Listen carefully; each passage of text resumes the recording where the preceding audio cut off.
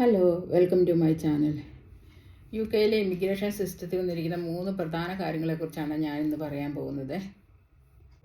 അതിനു വേണ്ടിയിട്ട് സുപ്രധാനമായ 3 കാര്യങ്ങളാണ് ഇപ്പോൾ അവർ നടപ്പിലാക്കാനായിട്ട് പ്ലാൻ ചെയ്തിരിക്കുന്നത്. അപ്പോൾ ഫസ്റ്റായിട്ട് മൈഗ്രേഷൻ കുറയ്ക്കുക, നെറ്റ് മൈഗ്രേഷൻ കുറയ്ക്കുക എന്നൊരു പ്ലാനാണ് ഇപ്പോൾ ഗവൺമെൻറ് എടുത്തിരിക്കുന്നത്. അതിന് വേണ്ടിയിട്ട് പോയിൻ്റ് ബേസ്ഡ് സിസ്റ്റത്തിൽ കാര്യമായ മാറ്റങ്ങൾ വരുത്തുമെന്നാണ് അവർ പറഞ്ഞിരിക്കുന്നത്. അതായത് ലേബർ മാർക്കറ്റിന് ആവശ്യമായ ജോലികൾ കണ്ടെത്തുന്നതിന് വേണ്ടിയിട്ടുള്ള ആവശ്യമായ ചേഞ്ചസ് കൊണ്ടുവരിക.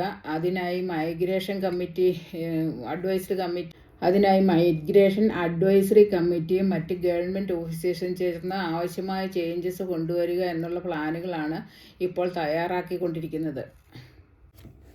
നമുക്കറിയാം, ഇവിടെ കഴിഞ്ഞ വർഷങ്ങളിൽ ഒരു 4-5 വർഷങ്ങളായിട്ട് വളരെയധികം മൈഗ്രേഷൻ കൂടിയിട്ടുണ്ട്. പല രാജ്യങ്ങളിലായിട്ട് ധാരാളം ആൾക്കാരാണ് ഇവിടെ സ്റ്റുഡൻറ്റ് വിസയിൽ, കെയർ അസിസ്റ്റൻറ്റ് വിസയിൽ, അങ്ങനെ പിന്നെ നേഴ്സസ്, അതുപോലെ ജോലിക്കാരായിട്ട് വളരെയധികം ഇമിഗ്രേഷൻസാണ് നടന്നിരിക്കുന്നത്. അപ്പോൾ അതിനെതിരെയുള്ള എതിർപ്പ് പൊതുവായിട്ട് ഇവിടെ രൂപപ്പെട്ടിട്ടുണ്ട്.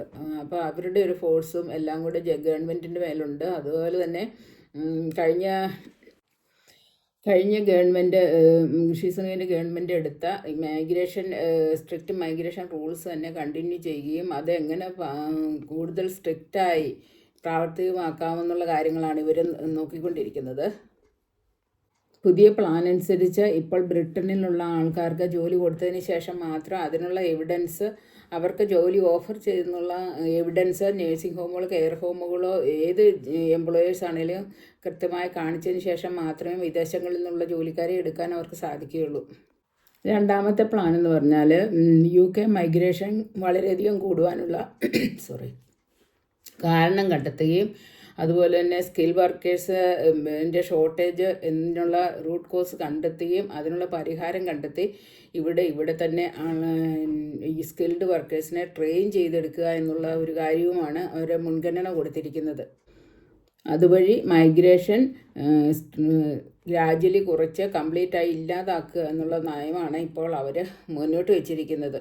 അതുപോലെ തന്നെ ഈ ഇമിഗ്രേഷന് ആൾക്കാരെ റിക്രൂട്ട് ചെയ്യുന്നതിനുള്ള ഇൻവെസ്റ്റ് ചെയ്യുന്ന ആ പൈസ ഇവിടുത്തെ ആൾക്കാരെ സ്കിൽ ചെയ്തെടുക്കുവാൻ വേണ്ടിയിട്ട് ഉള്ള കാര്യങ്ങൾക്ക് ചിലവഴിക്കാൻ വേണ്ടിയിട്ടുള്ള പ്ലാനുകളാണ് തയ്യാറായിക്കൊണ്ടിരിക്കുന്നത്. അപ്പോൾ ഇതിനൊക്കെ വേണ്ടിയിട്ട് പുതിയ ഓപ്പർച്യൂണിറ്റീസ് ഇവിടെ ഉണ്ടാക്കുക എന്നുള്ളതാണ് അവരുടെ ഉദ്ദേശിക്കുന്നത്. കൂടുതൽ അപ്രൻറ്റിസ് പ്രോഗ്രാമൊക്കെ തയ്യാറാക്കുകയും അതുവഴി കൂടുതൽ ഇവിടെ തന്നെ ഒത്തിരി ആൾക്കാരെ ജോലിയില്ലാതെ യങ്സ്റ്റേഴ്സ് ആയിട്ടുള്ളവർ ഉണ്ട്. അപ്പോൾ അവർക്ക് ആ ട്രെയിനിങ് കൊടുത്ത് ജോലിയിലേക്ക് അവരെ കൊണ്ടുവരാനുള്ള ഒരു തീവ്രമായ പരിശ്രമത്തിന് വേണ്ടിയിട്ടാണ് ഇവർ തയ്യാറെടുക്കുന്നത്. മൂന്നാമതായിട്ടുള്ളൊരു കാര്യം എന്ന് പറയുന്നത് ഇവിടുത്തെ വർക്ക് ഫോഴ്സ് എക്സ്പ്ലോയിറ്റേഷൻ ഇല്ലാതാക്കുക എന്നുള്ളതാണ്. അപ്പോൾ ഇവിടെ ധാരാളമായിട്ട് ആൾക്കാരാണ് ഇവിടുത്തെ കറക്റ്റ് റൂൾസ് ആൻഡ് റെഗുലേഷൻസ് പാലിക്കാതെ തെറ്റായ രീതിയിൽ ആൾക്കാരെ റിക്രൂട്ട് ചെയ്യുകയും ജോലി ചെയ്യിപ്പിക്കുകയൊക്കെ ചെയ്യുന്നുള്ള വിവരം ഗവൺമെൻറ്റിന് കിട്ടിയിട്ടുണ്ട്. അപ്പോൾ അതിനെ ആസ്പദമാക്കി കാര്യമായിട്ടുള്ള അന്വേഷണങ്ങളാണ് ഇവിടെ നടന്നുകൊണ്ടിരിക്കുന്നത്. ആരെങ്കിലും ഇവിടുത്തെ റൂൾസ് ആൻഡ് റെഗുലേഷൻസ് വയലേറ്റ് ചെയ്തെന്നുള്ളത് കണ്ടുപിടിച്ചു കഴിഞ്ഞാൽ അവർക്ക് പെനാൽറ്റി കൊടുക്കുകയും അതുപോലെ തന്നെ ഇവിടെ ഇല്ലീഗലായിട്ട് ജോലി ചെയ്യുന്ന ഇവിടെ ധാരാളം ആൾക്കാർ ഇല്ലീഗലായിട്ട് ജോലി ചെയ്യുന്നുണ്ടെന്നും അവരെ കണ്ടെത്തി അവരുടെ രാജ്യത്തേക്ക് തന്നെ പറഞ്ഞയക്കുകയും ചെയ്യുന്നുള്ളതാണ് അവരുടെ പ്ലാന്. ഋഷി സുനകിൻ്റെ ഗവൺമെൻറ് എടുത്തിരുന്ന പ്ലാൻ എന്ന് പറഞ്ഞാൽ ഇവിടുത്തെ ഇല്ലീഗൽ മൈഗ്രൻസിനെ റുവാണ്ടയിലേക്ക് അയക്കുക എന്നുള്ളതായിരുന്നു. എന്നാൽ ഇപ്പോൾ ആ പ്ലാൻ മാറ്റി ഇവർ ഇല്ലീഗൽ മൈഗ്രൻസിനെ കണ്ടെത്തി അവർക്ക് വേണ്ടിയിട്ട് പ്രത്യേക 2 സെൻറ്ററുകൾ ഉണ്ടാക്കി അങ്ങോട്ട് മാറ്റിയിട്ട് അവരുടെ ഓൺ കൺട്രിയിലേക്ക് തന്നെ തിരിച്ചയക്കുവാൻ വേണ്ടിയിട്ടുള്ള പ്ലാനുകളാണ് ഇപ്പോൾ നടന്നുകൊണ്ടിരിക്കുന്നത്. ഇപ്പോൾ ഇവിടെ എത്തിപ്പെട്ടിരിക്കുന്ന ഇല്ലീഗൽ മൈഗ്രൻസ്, അതായത് ഇവിടെ വിസയൊക്കെ ഇല്ലാതെ തന്നെ ഇവിടെ സ്റ്റേ ചെയ്ത് ജോലി ചെയ്യുന്നവരുണ്ട്, വിസ എക്സ്പയറി ആയിട്ടുമൊക്കെ ജോലി ചെയ്യുന്നവരുണ്ട്. അവരൊക്കെ പല ഷോപ്പുകളിൽ കൂടെയും പെട്രോൾ പമ്പുകളിൽ കൂടെയൊക്കെ ഇല്ലീഗലായിട്ട് ജോലി ചെയ്യുന്നുണ്ട്. ഇങ്ങനെയുള്ളവരെ കണ്ടെത്തി അതിനുള്ള കൃത്യമായ നടപടികൾ സ്വീകരിക്കാനാണ് അവർ ഇപ്പോൾ തീരുമാനമെടുത്തിരിക്കുന്നത്. അപ്പോൾ ഇങ്ങനെയുള്ള ഷോപ്പുകളിലും ഇങ്ങനെയുള്ള ജോലി സ്ഥലങ്ങളിലെല്ലാം വ്യാപകമായ റെയ്ഡുകൾ നടക്കുന്നുണ്ട്. അതിനുവേണ്ടി സ്പെഷ്യൽ ഇൻവെസ്റ്റിഗേഷൻ ഓഫീസേഴ്സിനെയൊക്കെ മൈഗ്രേഷൻ ഓഫീസേഴ്സിനെയൊക്കെ നിയമിച്ചിട്ടുണ്ട്. അപ്പം 100-ലധികം ഓഫീസേഴ്സിനെയാണ് ഇതിനു വേണ്ടി തന്നെ നിയമിച്ചിരിക്കുന്നത് എന്നാണ് പറയുന്നത്. അപ്പോൾ ഇത് വ്യാപകമായി റെയ്ഡ് നടത്തുകയും ഇങ്ങനെ ഇല്ലീഗലായിട്ട് ജോലി ചെയ്യുന്നവരെ കണ്ടെത്തുകയും അവരെ ഡീപ്പോർട്ട് ചെയ്യുകയും ചെയ്യും. ഇതിനു വേണ്ടിയിട്ട് 100-ലധികം ഓഫീസേഴ്സിനെയാണ് നിയമിക്കുന്നതെന്നാണ് ഹോം സെക്രട്ടറി ഇവൻ കൂപ്പർ പറഞ്ഞിരിക്കുന്നത്. ഇപ്പോൾ ഇവിടെ എത്തിപ്പെട്ടിരിക്കുന്ന ഒത്തിരി ആൾക്കാർക്ക് തന്നെ ഇപ്പോൾ കൃത്യമായിട്ടുള്ള ജോലി ലഭിക്കാത്ത സാഹചര്യമുണ്ട്.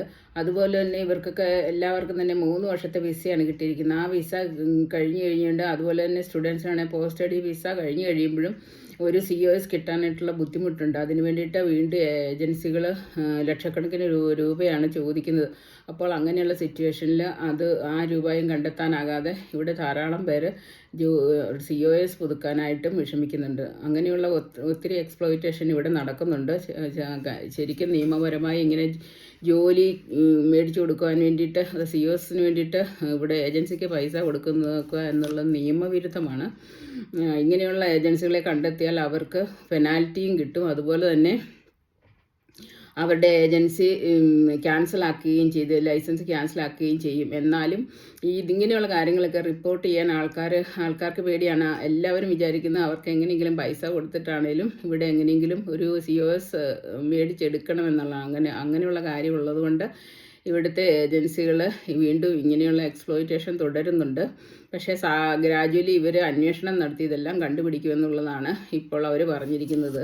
അപ്പോൾ ഇങ്ങനെയുള്ള ഏജൻസികളുടെ ലൈസൻസ് നഷ്ടപ്പെടാനും സാധ്യതയുണ്ട്. അപ്പോൾ ഇനിയും ഇപ്പോൾ തൽക്കാലം നാട്ടിലുള്ള ആൾക്കാർ COS തരാമെന്നൊക്കെ പറഞ്ഞാൽ ഏജൻസികൾ പറഞ്ഞാൽ അതിനെക്കുറിച്ച് കൃത്യമായി അന്വേഷിച്ച് ഉറപ്പുവരുത്തി 100% അവരുടെ COS കിട്ടിക്കഴിഞ്ഞിട്ട് മാത്രം പൈസ കൊടുക്കുക. അല്ലാതെ പൈസ കൊടുക്കാതിരിക്കുകയും ചെയ്യുന്നതാണ് ബുദ്ധി.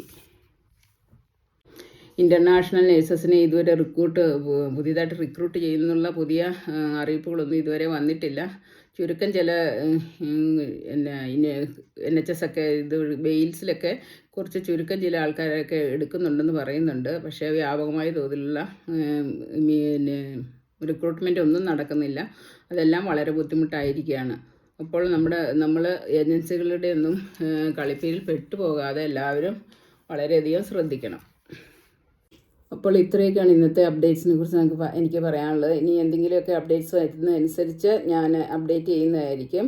അപ്പോൾ അടുത്ത വീഡിയോയുമായി വരുന്നവരെ എല്ലാവർക്കും ബൈ.